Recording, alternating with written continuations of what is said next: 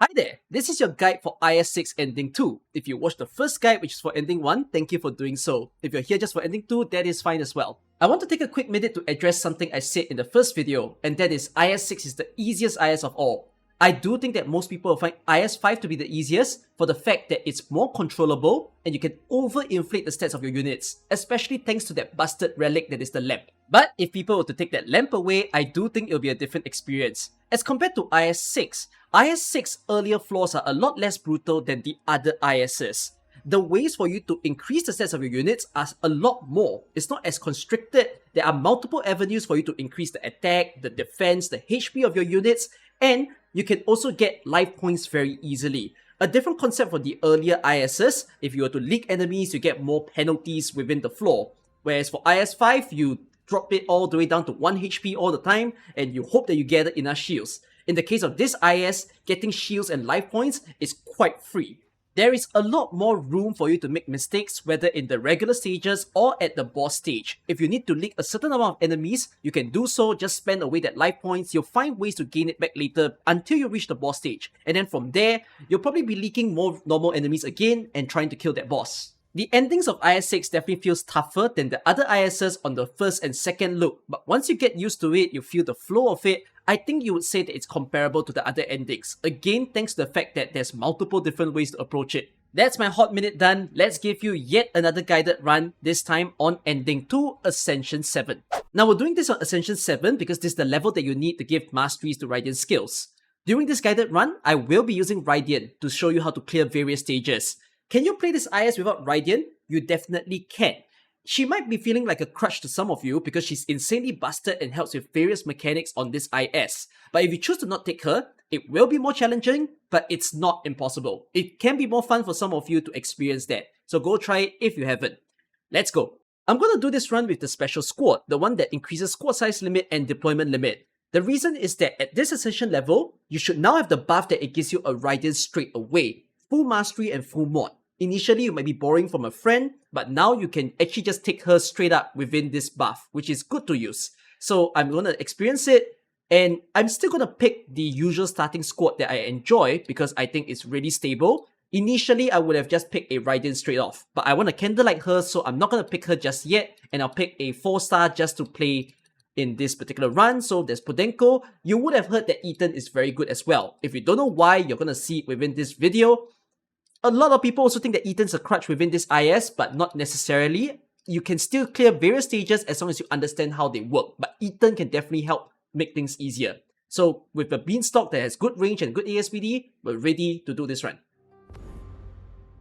At this Ascension level, you'll realize a new mechanic in play, and that is risk coins that don't even have a buff is all just bad things happening. You want to trade away these coins as fast as possible. So whenever you get a new Tong Pao, you want to get rid of these things. Otherwise, if you keep it into the later floors, you might overinflate some of the tougher enemies, especially the elite and the leader ones. You are playing for Ending 2, which means that the amount of ingots that you have and how you navigate the Wonderland is very important. The most secure way to get ingots is by doing as many combats as possible. So always pick the routes that have the most combats. Another tip is to pick stages that have statue guys. If you know that the statue guys will spawn at a certain tile and you're able to destroy them, you will get 4 ingots for every one you manage to destroy. So that's another way to decide where you want to go. Just like in the first guide, I'm going to speed up my run. If at any point I got additional tips to tell you, then I will put the video at regular speed. Since this one has statue guys, I'm going to go upwards. Now unfortunately with the placement of this statue guys, I can't do the trick where I place Radiant Summon here and shoot upwards in order to destroy it, especially since she's only at E1. So instead, what I'm going to do is to turn off the statue guys so that it stops spawning the talisman. I'm just going to turn on Radiant skill to eliminate all these smaller mobs over there. Then I'm going to put all the DPS units onto this statue guys. So I'm going to place Podenko right beside it so that the statue guys will take more damage from Podenko. And then for all the other units over here, I'm just going to place them all in the direction of this statue over here. So let's see if we're able to destroy it. I'm going to give an additional firepower support by having Beanstalk to face it. And now I can only pray.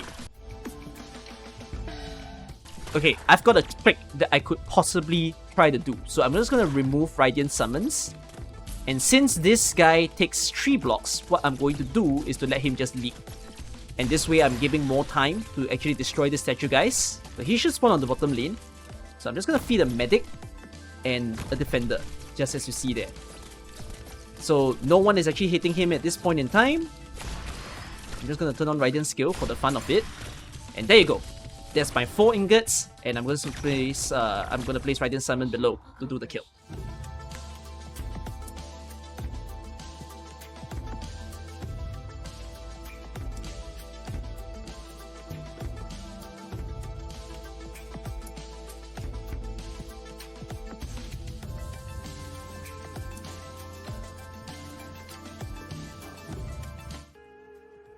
Now, when coming into the Rogue Trader, even though your ingots are a priority, don't feel bad about spending your ingots in the earliest floors. There are ways for you to get Ending 2 properly, so buy all the artifacts that you think will help you in your run.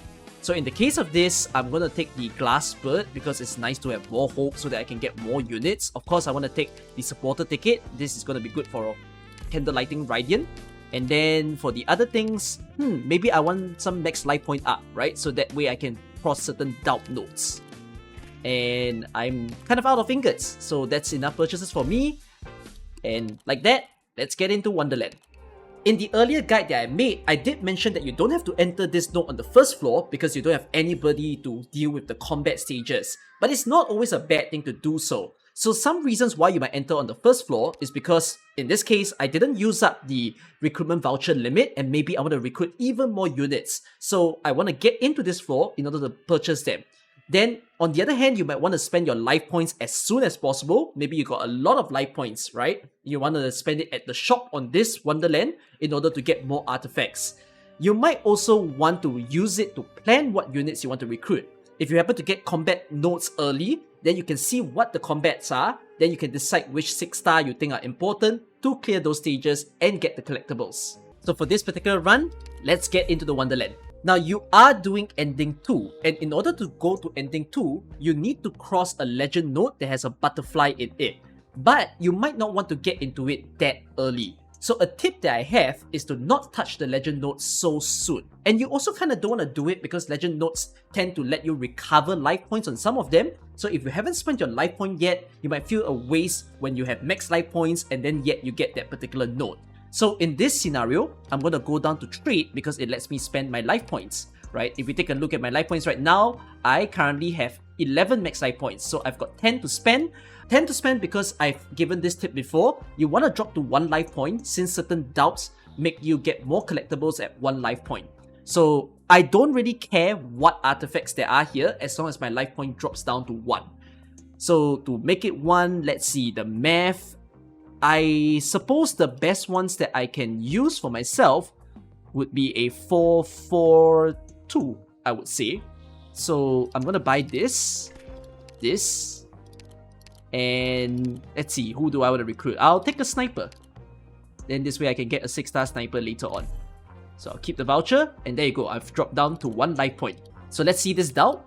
What does it do? Okay, this is the Ending 3 one. And then, again, I don't really want to touch the legend so soon. It's not really a bad thing to take the legend that is closer to the starting node because typically the Ending 2 legend is further away. But as far as possible, you try not to cross it just yet. Then let's see this. This will give me Tong Pao, which is good. I can get rid of the bad ones that I have at the moment. I will get rid of the defense. And then, let's see, where else shall we go? Okay, so there's turmoil on this side and there's turmoil on this side. At least I get to take a look at it to know what I might want to do when coming back in. Go and take a look at the enemy info as well. That will help you to plan. Okay, I don't want to waste my candles. So unfortunately, I have to cross the legend. So let's see what's on the right. So this one recovers life points, as you see. So this is why I suggest that you spend your life points before crossing into legends. So there's more doubts now. Let's take a look at it. So this is for more yen operators. And then this is when you have 12 or more hope. I happen to have 12 or more hope right now. I've saved so hard. So I'm going to cross this one. Good use of my candle. Get more artifacts. And then let's take a look at this turmoil. Okay, it's this stage. And finally, I'm okay to cross this legend. It's earlier in the starting node. It's telling me to recover life points again. Fair enough, I will do just that. And this way, we're back onto the second floor. When doing ending 2, the number of candles you have is very important because you need to find that specific legend node. So always go for the route that has the Wonderland. Whether or not you enter it is kind of up to you. If you think you can, make the best use of it, then you go in. If you want to save it for a later floor, you may also do so. Anyways, I've got to do my Pathfinder, so let me just do a quick transition. Let's welcome my new recruits. I've got Rydian, Innes, and Narantia in my squad. As I said, I will get into the Wonderland. Since I have pretty powerful units, I think I can make use of the Wonderland, so I'm gonna get it. There are several thermal stages that I think my team can handle, so let's see how I deal with them, starting with this one on the left.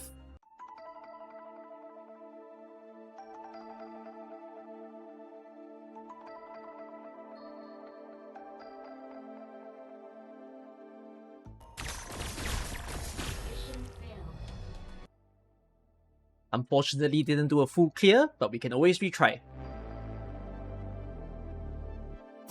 It's a good thing I can get back in the stage because it gives me the chance to kill the rat.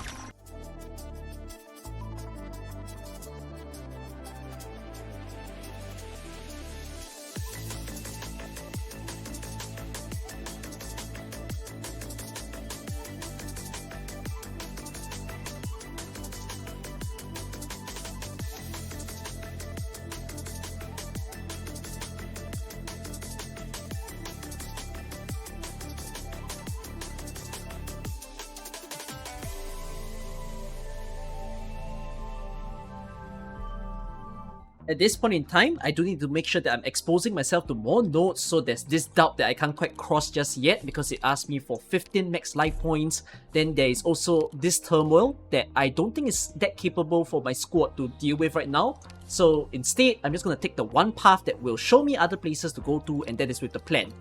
The plan will let me change life points for Tong Pao. I don't find it all too necessary. I want to preserve my life points now, so I'm going to leave, and that ends my Wonderland.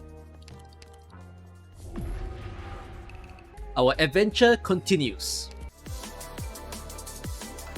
Looks like I gotta be very wary of this particular treasure that spawns there. So what I'm gonna do is I'll place Rydian in a safe spot.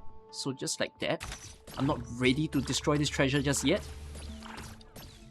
Let me just put enough summons over there. If you didn't know, by the way, you do not have to kill this guy. Just place a melee unit and it will make him fall into the hole. Secret tricks. Then, I'm going to be placing Narantia over here. So again, no one's hitting that thing. Narantia's skill is almost ready. So now I'm also ready to start hitting. And then I'll use Narantia's skill and I'll get 10 ingots. Beautiful.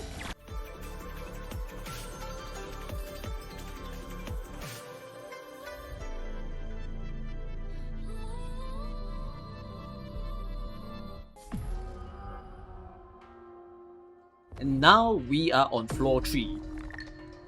As mentioned, it would be better if you try to hunt for as much candles as possible, so I'm gonna go back into the Wonderland. I will pick the route that is above before I enter the boss stage. Always try to check who the boss is in order to see if you want to recruit specific units. I do have a special tip for this stage. You want to try to outrange these flamethrower guys as much as possible. So like if you have a Rydian over here, an easy thing for you to do is to just use her fishes in order to cause them to do the chain reaction. I like to place a fish over here on the bottom left, and then you'll see how it will help to take out the enemy later on. Now, this fireball is really annoying to deal with, so a recommendation that I kinda have is to not place your units too clumped together because you don't want the fireball to end up doing too much of an explosion damage. So I have all the ranged units just like that. I try not to use too much melee in this stage. If I use a melee, I only use them for a short while and I'll retreat them. So you can see Rydian's skill is perfect for this. I'll just turn it on as soon as these flamethrower guys appear and kaboom, they are gone.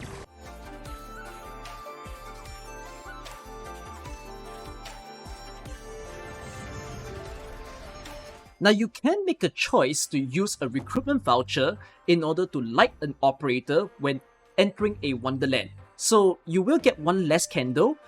It depends on your pros and cons, you need to weigh it. I personally think that I can find the node for ending 2 in time, so I'm just going to use one candle in order to get a particular 6 star. So in the case of this, I'm just going to pick a specialist, and I think the specialist that I'm going to be using shall be Texas Alter.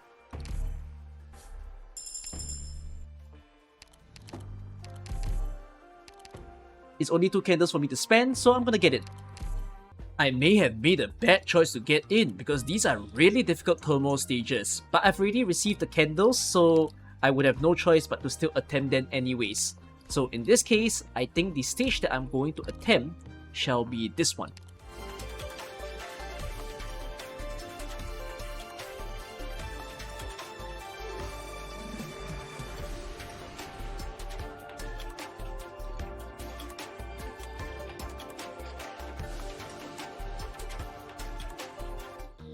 Now, there are certain junctures in the game where you might feel like you have a lot of hope or you ran out of space for the recruitment vouchers. Don't feel too bad about trying to spend more hope. Sometimes you might just want to do it. Since I've already candlelight my Texas Alter, I'm just going to spend 3 hope. Don't need that discount.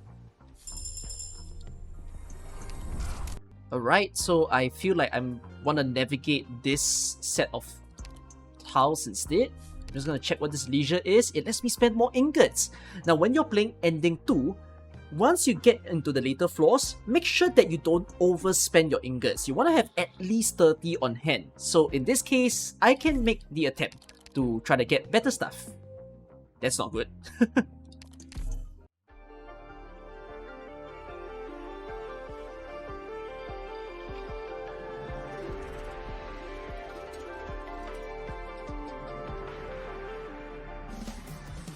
In a stage like this, I'm certainly lucky to have Texas because she's able to cause this low hovering enemy to be falling down to the ground, just like that.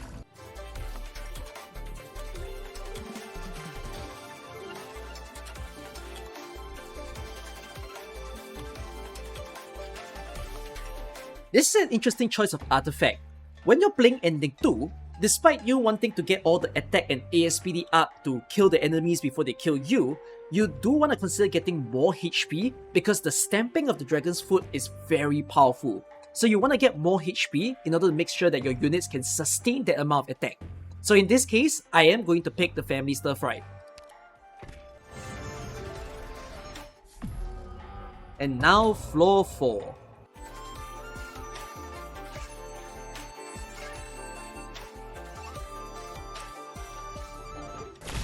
Now here's an example of a stage where Ethan can be really good. So there are a lot of talismans and artifacts spawning over here, which can be really frustrating to deal with.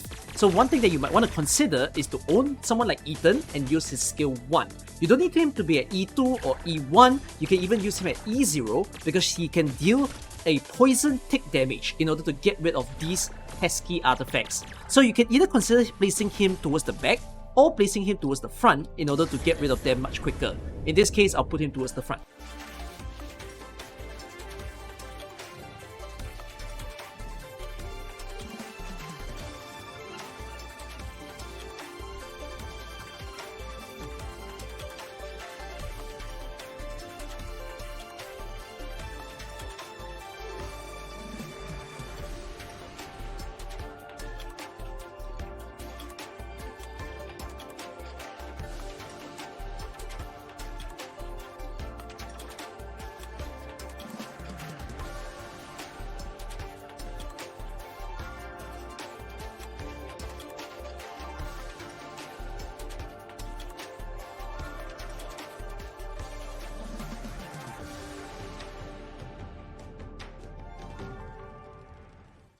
Hold on everyone, I've got a Pathfinder node to deal with. Let's see who I recruit. A few moments later. Alright everyone, the team has expanded. Let's get into this Wonderland. Now this Wonderland is going to be a bit crucial because I don't have as much chances anymore in order to try to find that Ending 2 node. So let's see how we shall navigate this one. Alright, so we are looking for a very specific legend node, and it just so happens that these routes are getting blocked by turmoil, so I'm just going to try to navigate through them. I'm going to clear those stages first.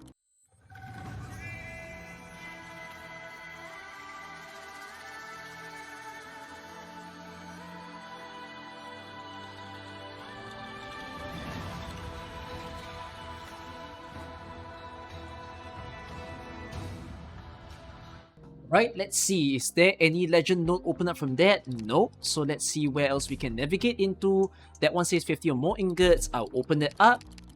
And then let's see, is that a legend node to the right of it? It is a legend. So is this the ending 2 legend? Let's take a look. It is not the ending 2 legend. So that means that I will still have to hunt for it. So in this case, I'm just going to pick up this Elite HR Dispatch ticket, which is nice to have. I'm just going to use it on Telopsis real quick. And then I'm only down to 2 candles left. So this is a bit of a gamble now. I have to find exactly which node might be housing this particular legend. So I'm just going to do the confusion stage that's over here.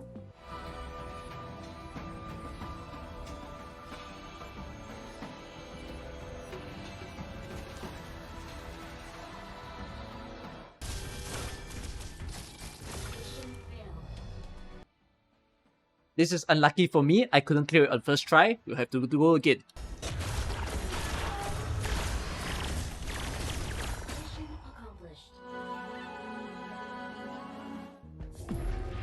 And now we are on floor 5. It's quite worrying. We haven't gotten the ending 2 node yet, but it's okay. This time, we're going to have to see where the Wonderland is. So the Wonderland is the very last node, which means I might not even have the chance to fight the feat. We'll see what happens as we get into this one. Anyways, I shall play out the remaining stages.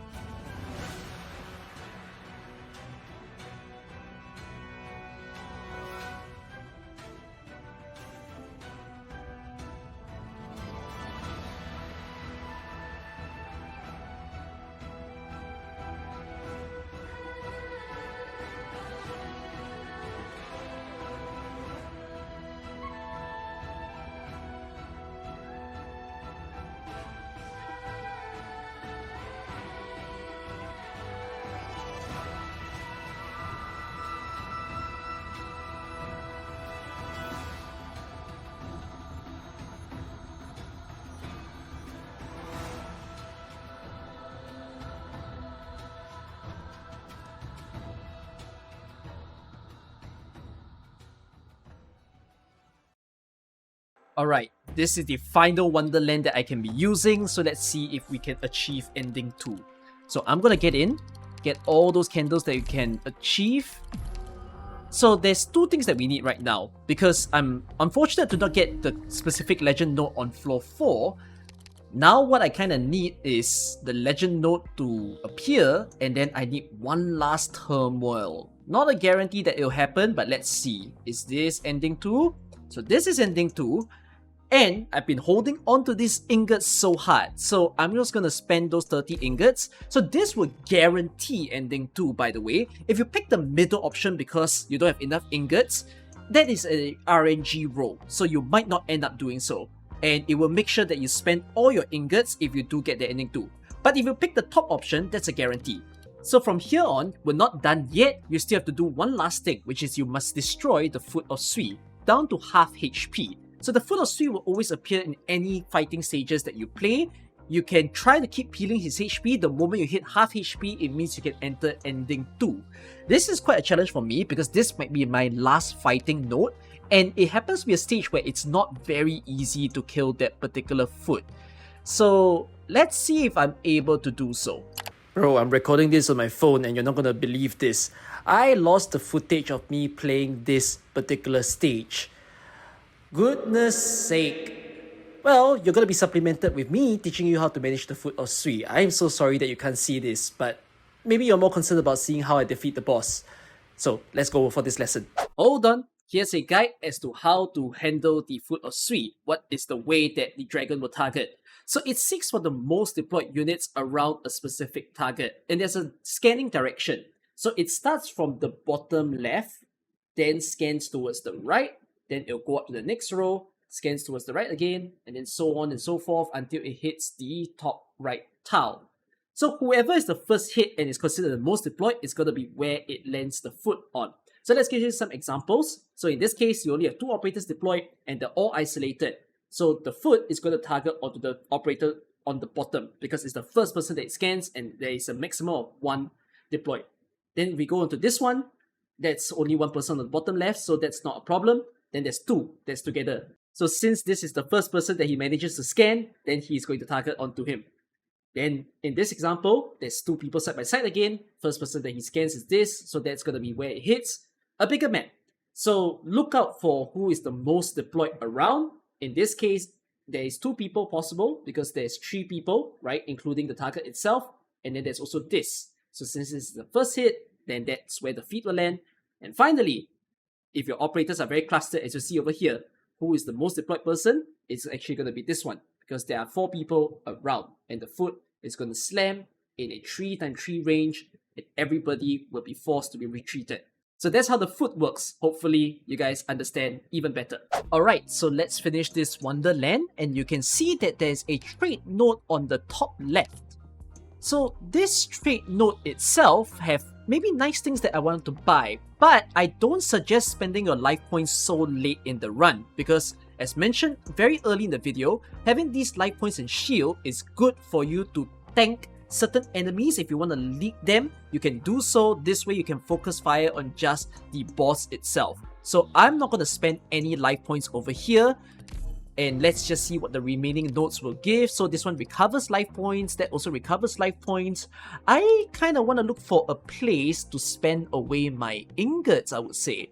So I will go to the tavern, because I know that this will allow me to maybe spend the ingots or the hope away. So lose 5 life points to gain 6 shield. I mean, maybe not the best use of it. So I'm just going to use the ingots into a collectible, let there be more power, and then I'm going to spend in the tavern one more time. Let's see what it changes to. So lose 10 ingots to recover 6 life points, and lose 10 ingots to gain 5 objective shield. Okay, that sounds like a good offer. So I'm going to do that, and you can see that my shield count is going up, and now I have a big 36 points to use, which is pretty handy. And then we return back to floor 5. So, I've increased the attack of enemies, but my allies' attack have increased. Do I want to deal with it? I will think about it. But yeah, so since I've actually downed the feat, this option has opened up, and this will bring you into ending 2. Just like that. The stage will change, the enemies will change. Prior to entering the stage, I do think that I don't want to receive the attack up. Yes, it gets my units to have a higher attack, but I want to be able to withstand the damage of the dragon more. So what I'm going to do is to toss once. It's free anyways at this ascension level. And then... so no buffs in play, which is fine by me. I did happen to get the metal drum, which will increase the unit's attack based on the number of times that I've tossed. But I'm not going to toss even more, because I just don't want my units to be too strong when making this guide, so I'll just keep them at this current amount. Without further ado, let's see how I clear ending 2 with this team. Okay, I'm gonna start the stage with Myrtle placed just right over there, along with Narantia being placed. And if you remember the rules as to how the feat will get summoned, I'm just going to place Texas over there so that Texas becomes the person that's baited by the feat. I'll turn on Narantia's skill for her to do the damage. As you see, I'm going to place taunts over, I would say, here. So he can deal with the block and also the enemy that is spawning right there. Alright. Now, I'm also going to place Radiant in. So, right now, I'm pumping up my units, which isn't exactly a great thing. So, I'm going to try to spread them out. The way I'll do it is by placing more block counts, or sorry, more units around each other here. So, in this case, I'm using Radiant Summon, right? So, instead of the feet targeting the 2 on the top right there, I'm making it target on the feet that is below. So I'm actually causing a lot of leaks that's on the left. So one of the problems with the left side of the map is that if you kill the enemy and you do not know how to actually destroy those talismans, you might end up losing more lives than just leaking the singular enemy. So an advice that people might commonly give is to actually not try to kill the enemy on the left side and just leak them all. So we're gonna try to do just that. Okay, I'm gonna place Radiant Summon down so that she can help to get rid of this tower spawning one. And then let's place a bunch of fishes clumped together again so that the feet will be focused down the middle. Right, so every single time the feet gets down, I'll turn on Narantia's skill. Now, a big thing for you to also note is that all your units will get retreated when this feat goes down to half HP.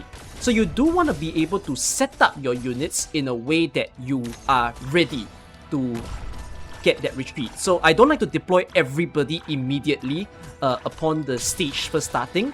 Instead, I kind of take my time at it and do so. So I'm just trying to see if I can poison the talisman. I don't think I can, so I'll just leak that side of the map. It's okay to me. Alright, so you see this? It's a full retreat now. So there are people who are pretty good at dealing with the left side, like for instance Entelekia, Escalon. If you can set up your taunts well, it can work also. But in this scenario, since I'm not doing a good job at putting up taunts, then I decided I wouldn't care. I could actually try taunts out there. Let's see if he does well on that side of the map. Alright, so I'm placing Exia in. Put Texas Altar in play. I'm just going to place Beanstalk Summon. I believe it can be baited. No, it can't be baited. I learned something new today, so I'll just place Innocent. Alright, and then try to have taunts to do a little bit of damage on for me. Goodness me. Look at how the feat has hit so hard. Taunts is already down to 3 HP. Okay, I'm just gonna test if Taunts can actually do a good job at dealing with the enemy on the left there. I think he might be able to. Oh! Taunts doesn't do a good job. Oh, actually no, I think he can. Not on all of them though. So you can see, yeah, the left side is a very, very tricky side of the map. So that's why a lot of people will recommend you to not try to kill the left side. And instead, make sure that when you come into this stage, you have enough life points.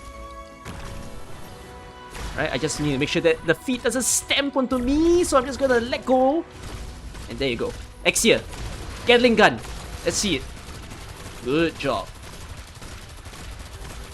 So stock up on all of these so that you can leak enemies either on the left or right, depends on your preference. And then let's do the final barrage of attacks that we want here. I'm going to place the fishes down, just like that. And then as soon as the final stem comes in, let's turn on everyone's skill. And that performs the kill on this ending 2 boss. You do have quite some time before the boss decides to give up and explode in the stage. It gives you about an additional 3 to 5 minutes to work with. So you can use all of that time to just basically snowball and do all of the damage DPS onto him. So I hope this is a good guide as to show you how to get ending 2. It's a little unfortunate that I got the legend note so late into floor 5 Wonderland and I had to hope that the turmoil stage would appear. Most of you will probably get it by floor 4 Wonderland and then you'll be playing through multiple stages in order to down his HP by half. Unfortunately, I'm not going to extend this into an ending 3 guide. I know some of you are looking forward to that, but I've taught you way more basic concepts over here, some little tips and tricks, and also telling you how you should be stacking up your resources, right? Gain all those ingots and life points, and that way you can get more objective shield, more attack scaling, more ASPD scaling. Enjoy all of that in order to really shoot down those bosses and feel like there is no challenge at all. So I hope that you guys will be able to clear way more endings thanks to the first guide and this one, and it's been quite a ride to film this video. I enjoy IS very much, and especially for this IS6, and I hope you'll come to maybe share the same level of enjoyment that I do. I'll see you guys in all sorts of other videos. Bye bye!